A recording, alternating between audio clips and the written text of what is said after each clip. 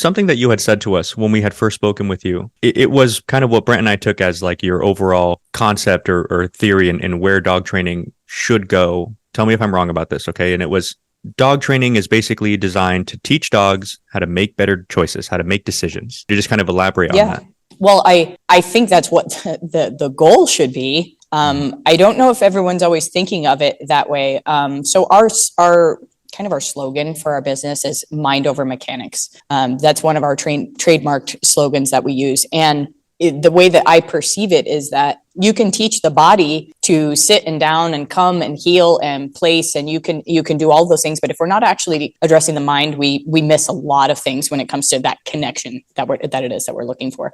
And without teaching the dogs to think, I don't know how we could ever address the mind. I don't know how we could ever actually address behavioral issues if the dogs aren't thinking and comprehending. And so in our system, I'm just probably to the absolute disgust of my staff, but I'm constantly changing things.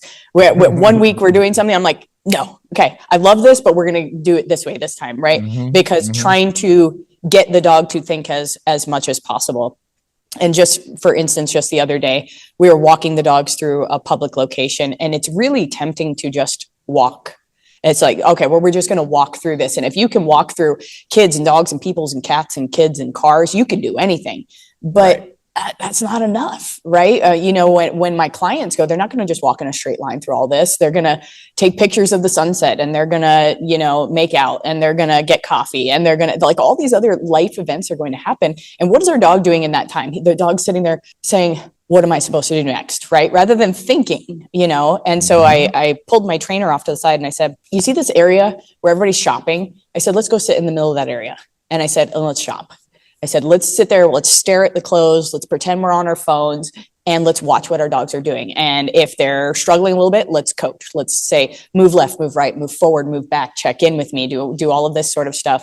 And not telling the dog to sit, not telling the dog to lay down, not telling the dog to make eye contact with me or any of those things, telling the dog how to think. That way, when we hand the dog back to our clients and they're trying to order a cup of coffee and some kid is reaching out to pet the dog says, no, I'm not really into that. I'm going to make myself a little bit of space, right? Rather than saying, I'm not into that. Now I have to eat your face kind of thing, which some dogs would choose, really helping them understand things in a more natural way, which I think kind of obedience kind of draws away from that. And sometimes being too rigid with the mechanics draws away from that thought process, that problem solving process.